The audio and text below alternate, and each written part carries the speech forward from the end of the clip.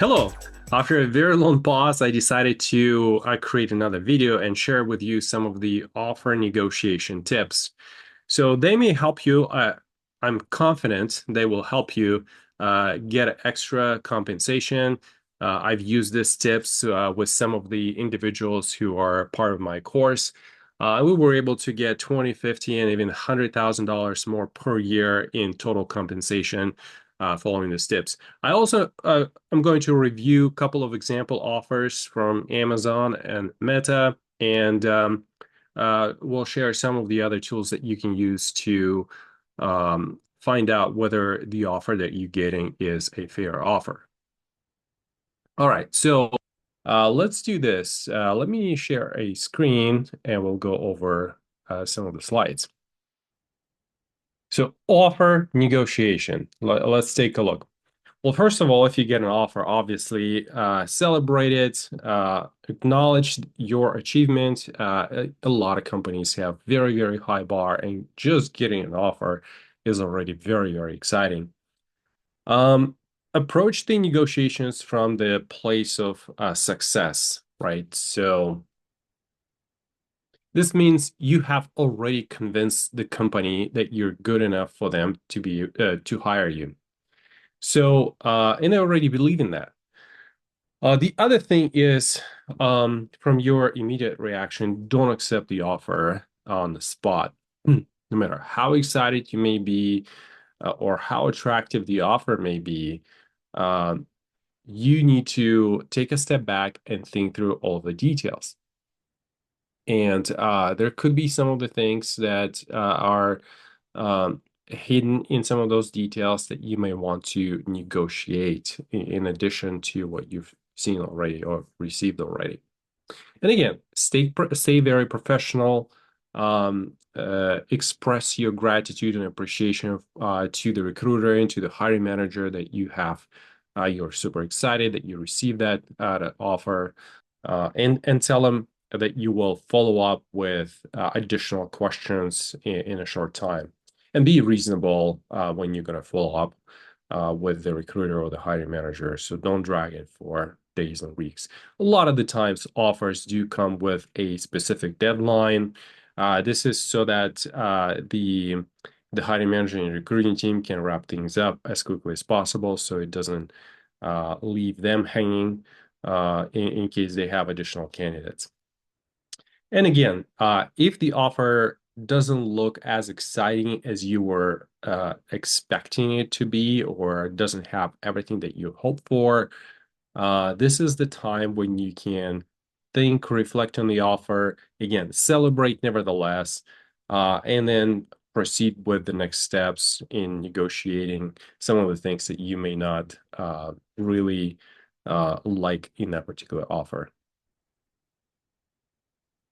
Again, like I said earlier, it is very important to reach out to the hiring manager and express your gratitude, your excitement about joining the team, and ask them if they can jump on a call with you to talk maybe about the project, where they see you fit within the team, how long do they think the ramp up time is going to be, et cetera. So any other project questions that you may have about the team, about their management style, this is going to be a great opportunity for you to reach out to the manager and again, express your excitement about this opportunity, even if things don't look exactly as you wanted them to be, because the next step is going to be sort of that conversation about some of the things that you want to maybe renegotiate. But it's important for the manager to know that you are truly interested in what they're offering, the project, and the team, and other things that you may highlight in that conversation with the hiring manager. The hiring manager is often your future boss, so it's important to start building that relationship earlier and have a very positive attitude. And then in terms of the practical steps, it would be great for you to understand and ask the manager about the the initiatives maybe they have, and then reflect back on that, and again express additional excitement about those particular initiatives, unless they have already mentioned that earlier. And keep the open lines of communication with the recruiter, but also show that you're very, very interested. I would recommend that you politely request time to think about the offer. They may ask you for that thinking time, to be time bound, or have bounds, right? So that you don't go out and spend like weeks and months thinking about the offer details. Usually it's a few days, maybe over the weekend, etc., which should be sufficient to make a decision on what to request, or whether to decline the offer or request additional things. So it's important for you to review when you're taking that time to review the salary, the stock options, RSUs, bonuses, whatever that can be, and consider the personal situation as well, like family, location, career growth. It is also important to understand the details of um, what is the stock vesting schedule, or how the bonuses are being calculated and what they're tied to, et cetera. So you have as much of the information going into or making signing the offer as possible, right? So you need to know all of those details so that you can kind of plan ahead and see how much you actually going to be earning realistically in the years to come if you were to accept this offer. And again, throughout all of those conversations, keep very polite and professional tone, and set the expectations very, very clear. When you're going to respond, how much time do you need to think through? If you are waiting for another offer to come in, it is also very important to clearly articulate that to the recruiter, saying that, hey, I have this other offer that's coming in that I would like to compare, and they also have very interesting things. And it's important to say that you're interested in a lot of different opportunities, and they're all sound exciting to you. So what you can say, like, for example, is, I'm incredibly excited about this. I do have some questions to ensure I fully understand every detail and every aspect and how it's going to play out in the future. So, and then ask for a follow-up call after you have that time to think through and do your research. Yeah, it's also important that some of the recruiters are a little bit like car salesmen. And it's important for you to know that you're not going to be making, and let them know as well, that you're not going to be making that decision hastily. You're not going to be rushing, and you do need that time to think through. Know that for a lot of the companies, finding the right candidate and getting to that offer acceptance stage um, means that they have put a ton of effort to get there, right? So they're not going to be easily rejecting you after that point, right? Especially if you are being hired for more of the senior positions. Um, if you request an additional few days to think through the offer or wait for another offer, it is totally acceptable. And even if they have a deadline of giving the answer by like Monday morning, 8 a.m., you may politely request to have an additional few days. And those deadlines are usually very artificial. Yes, sometimes the managers and the recruiters, they're working against some of the very aggressive hiring plans that are tied to project deliverables, etc. But nevertheless, a few days here and there are not going to make a big difference. Granted that you can always eat into the your starting time, right? So you can always start earlier, right? Uh, and that's also another part that you will need to negotiate as well when are you starting your new position. But before we get there, let's jump into other things that I want to share with you. A lot of the companies offer a lot of different benefits, especially like the top tech companies. Obviously, health insurance, dental, vacation days. Facebook had all kinds of other benefits from like laundry services to restaurant food, and etc. So those are typically non-negotiable, and they're just a standard package that the company offers. What is important to understand and what negotiables are about your compensation, right? So a lot of the times for the top tech companies, they have a number of components, which is the base salary and uh, given some of the laws and regulations about the transparency in pay, the base salary is usually something that companies publish across their levels and expectations. So you kind of know what the base salary could be given a specific level. But it's important to do your research as well, and I'll share some of the tools on how to do it. uh, the other common component for the tech companies is the equity. It could be stocks, RSUs, or restricted stock units, options.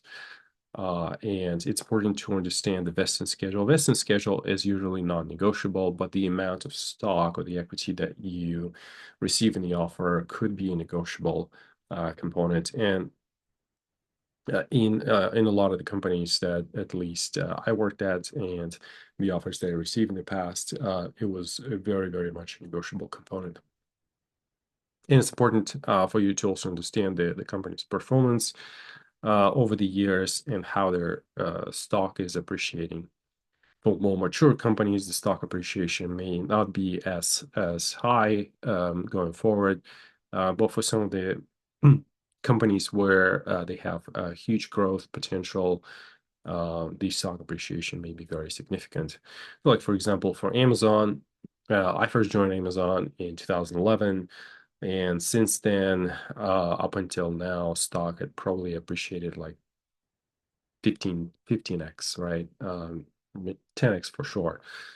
And that's a significant part. So if you're able to negotiate like 100, 200, maybe even $400,000 in the equity, uh, even though it's spread out over the years, that may grow over the course of that time to a very significant amount. So, like, say if you negotiated like a $300,000 equity component, uh, it may grow to a $3 million after, let's say, 10 years. Obviously, after tax and all that, it's going to be a lot less, but nevertheless, it's still a very significant amount. Now, bonuses, some companies do have bonuses, some don't. For example, Amazon doesn't really have a performance bonus component. Very, very rarely they give those out. Usually they don't. They do have some retention companies. Yeah, it's based on the department. But they do have sign-on bonuses. Sign-on bonuses are usually given out to compensate for some of the things that you're going to be leaving on the table when you leave your current company, or some of the other things that you need to overcome in order to, let's say, make that transition. Maybe it's additional challenges with family arrangements or relocation assistance or other things.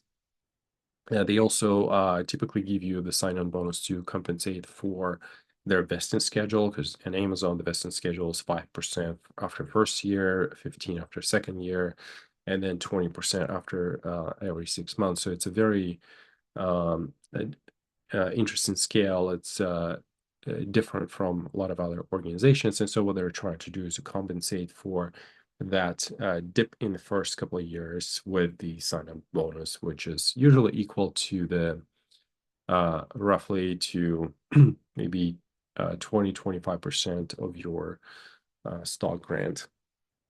And we'll go over some of the examples of that in the Excel spreadsheet that I put together. Okay, level.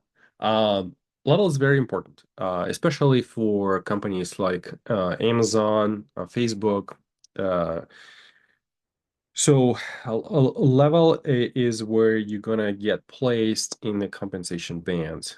right? And it's very difficult for a hiring manager to go outside of the compensation band because it will impact the equitable sort of part of how the compensation is being paid out across various individuals within the company for a given level.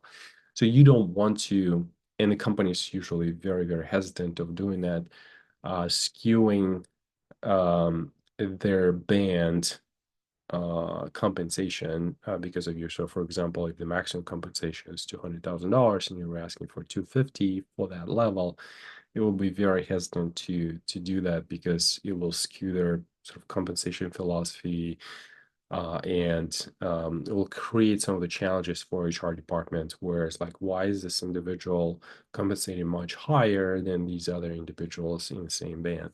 So it creates this inequalities, so to speak, like individuals with similar skill set, performance, have such a drastic difference in the compensation. So, and they will need to figure out how to address those challenges. So, companies don't typically like doing that. At Amazon, you can get a VP exception. This is very, very rare, but it is possible to get a little bit over that band, or maybe get to the top of that band, whatever the budget was for the salary. You can exceed that with some of the VP approval. Again, they're not giving out lightly. There's a lot of consideration. So it's important to understand what level you're getting in, and sometimes it is easier to negotiate a level than to negotiate a salary, because once you have proven, and again, this goes back to your interview performance, it's better to uh, do a much better job during interview performance so you get leveled higher than having that adjusted after the fact. The challenge is, and obviously, if you get to a different level, there's a totally different compensation band, different ranges, usually far exceeding the previous level. And it doesn't require like a VP exception. It doesn't create any challenges for HR in terms of how people are compensated at the same level.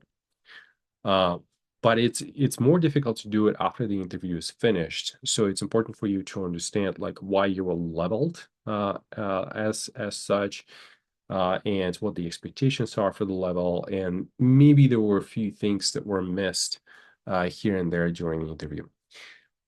I've seen cases where a bar raiser and the hiring manager would consider those situations where it's like, hey, you've missed this and that during the interview, which I think will impact how you think about or reason about the level to place me in.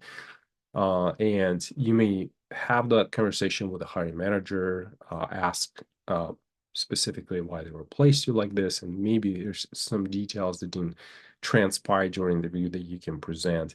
Then it's going to be up to the hiring manager if they can have an additional couple of interviews with usually with the bar raiser to have that adjusted. So it is more difficult, but it's not impossible. What is even more difficult is to have that level adjusted after you hired or after you signed that offer and join the organization. I've done it a couple of times. Again, it did require someone higher up, like a VP approval or director approval. It had required a conversation with the interview loop, specifically the bar raiser, the hiring manager that was on the interview loop, maybe some of the other um, a higher level individuals. And it's actually what's important is specifically at Amazon, they can't typically extend an offer for a higher level. Let's say you're talking about level 7, if all of the interviewers were at level 6, right? So knowing that and going into the interview and knowing what levels of the interviewers, you can kind of guess what your upper limit is and what you can be leveled at. It's very difficult to get a higher level than what the interviewers are on the loop. It will require, specifically at Amazon, it will require an additional interview with someone with at that level or higher in order to be able to kind of sign off, yes, this candidate meets that uh, expectations for that level. And what does go into that level expectations? Usually, it's the scope and complexity of work, your impact to the organization. Was it individual? Was it team? Was it department? Was it entire organization, etc. So and also the growth potential that you have. Anyway, so that's very important to understand. There is a tool actually to research the levels to understand how the pay band or total compensation is going to be different from level to level. And let me introduce that to you real quick. It's called levels.fyi. A lot of you have heard of this, have seen it, but let me show you how this works real quick. All right, so levels.fyi. And what they do is they actually get a lot of this information from the filings for H-1B visas and a variety of other data points. So this is real information. So obviously the individual submissions, as well as a lot of the sort of backend data that they get from other sources, specifically like H-1B filings. So this is not like made up numbers or anything like that. So let's take a look, for example, at the Amazon.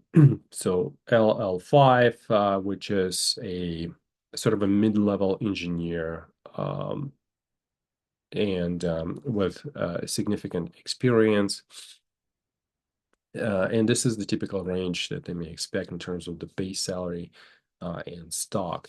So bonus here, I think, is referred to the sign-on bonus or something else that's going on, but usually the sign-on bonus would be equal to the roughly to what you can expect from your stocks in a year 2 and 3, right? So kind of like the average between year in 2 and 3, what you can expect. And that's what would be your first year sign-on bonus. Then second year sign-on bonus is going to be a lot less, obviously, because you're going to be getting this after second year, a 15% vesting from, at least according to Amazon vesting schedule. All right. And then as you can see, for Google and for Amazon, there's roughly similar compensation, and I kind of level it as E4, and here's an SD2. I would say actually an SD2 at Amazon, an SD2 engineer, they're very, very skilled, very strong engineers. It's the bar for that is pretty high. An E4 at Facebook, in my personal opinion, interacting and working with some of the E4s at Facebook, I think it's somewhat in between an SD1 and an SD2 at Amazon, but nevertheless. All right, so and then again, an SD3 compensation here, and as you can see, as the higher up you go in level, the stock compensation component is going to be larger than the base salary. As you go to like senior principal or distinguished engineer, that will be very, very different. So that's going to be very, very much performance based, who you are as an individual, how much you can accomplish for the organization. Anyway, and there's a lot of data for a lot of the organizations, but I typically compare those three because they have somewhat similar bar in terms of hiring, and their levels roughly align very well. and the expectations for those levels roughly also align very well. Obviously, in this case, the Facebook shows a much higher compensation than, let's say, Google or Amazon for that same sort of level of expectations.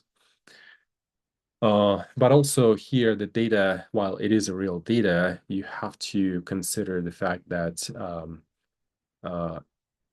companies pay differently depending on the market where they're offering that position.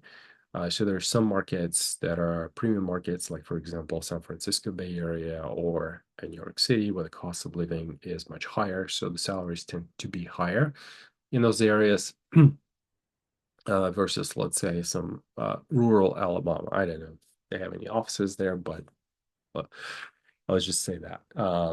Obviously, the cost of living is going to be very different, and so the compensation will reflect that. The other thing is the numbers change over the years, and sometimes companies go through a significant adjustment in their compensation because of the inflation, because of competition from other companies. So this is probably averaging out for the last 5 to 6 years, and the compensation numbers may have changed in the last 6 months. So take it with some grain of salt, knowing that it's not, it's looking over a broad period of time and a broad area of a geographical area and different cost of living components. All right, so let's stop here. We've covered a lot of the information. We went through a lot of the different tips, the offer components. We looked at some of the tools. In the second part, I will look at some of the example offers. I will share my spreadsheet. If you do want to get a download copy of the spreadsheet, please sign up for school.com. I have the link in the description below. All right, see you in the second part.